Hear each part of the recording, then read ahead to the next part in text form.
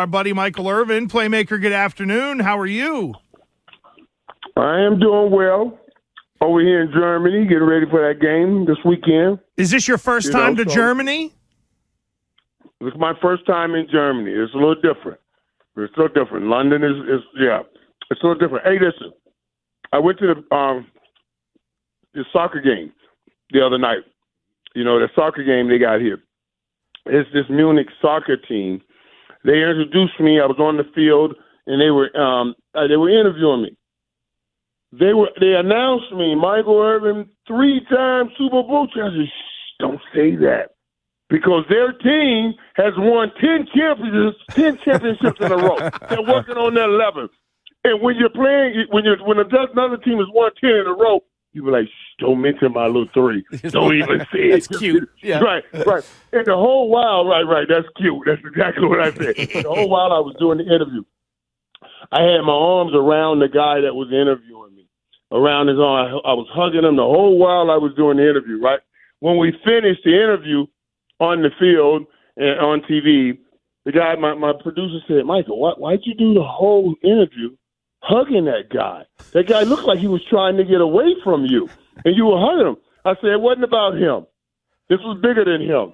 I was looking in the stands. I ain't see not many people look like me. I need them to know that I come in peace. You know what I'm saying? I come in peace. So I just hugged him the whole interview. Hey, big black guy comes in peace. Big black guy comes in peace. You see what I'm saying? Well, Michael, you just missed Oktoberfest. I don't know. Are you a beer guy at all? You going to get into some of the Wiener Schnitzel and the bratwurst? You going to really soak all that stuff up? Yeah, and I like the bratwurst and everything, right. man. I don't know if it's a good thing or a bad thing that I missed that Oktoberfest. You know what I'm saying? It might have been that blessing that God needed. I needed to miss Oktoberfest. There's a lot of things going on, and you know when you get out the country, you know that old thing on your shoulder saying, "Man, you can get away with things." Say, "Stop it! Just sit down and shut up. Leave me alone." You know what I'm saying?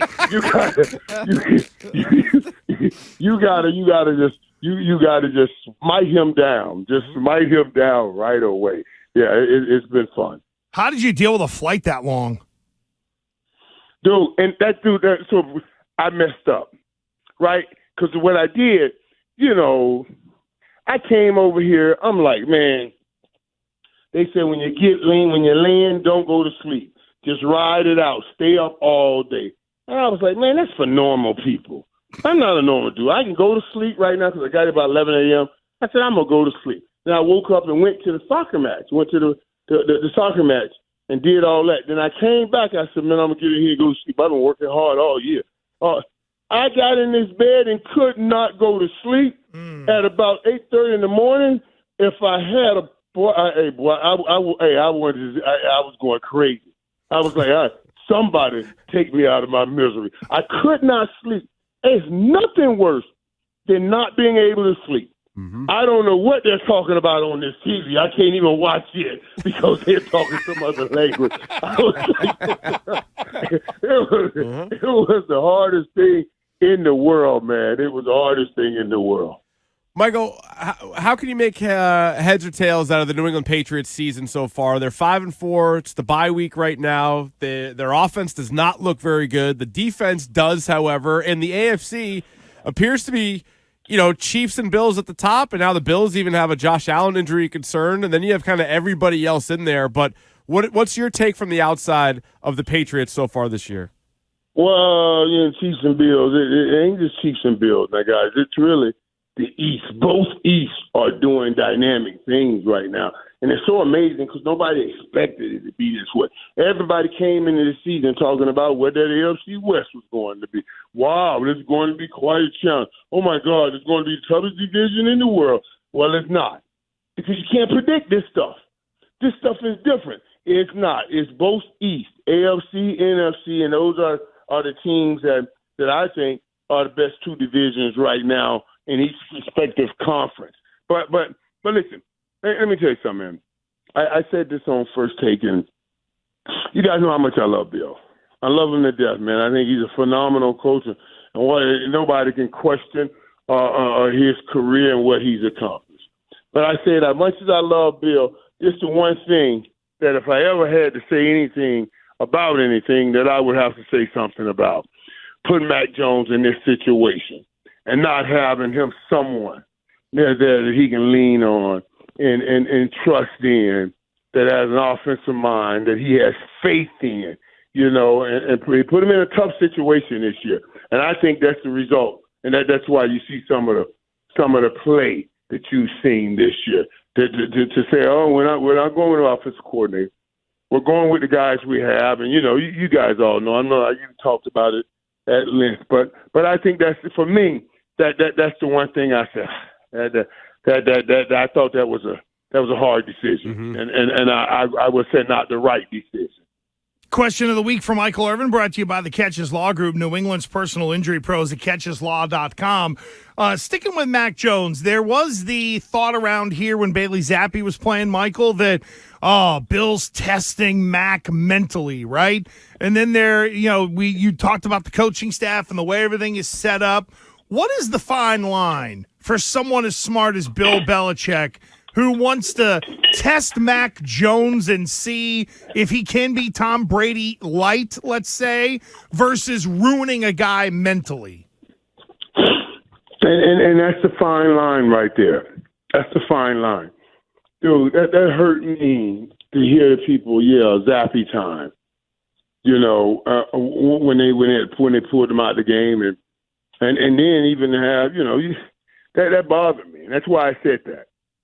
That's how, and Zappy comes in and, thank God he looked good at first, then he threw some interceptions. Or we might not got back to Mac Jones time. I don't know how that would play out. But I just thought that was a difficult situation. You got to be careful here because he's so young and so impressionable. We're here, right? We met today with the Seahawks.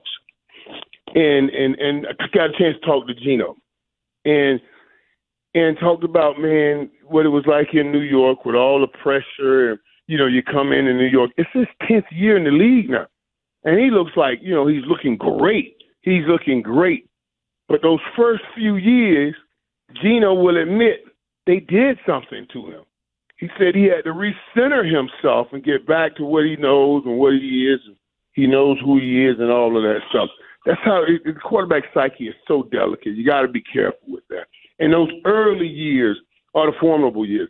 Mitch Trubisky can't make it, right?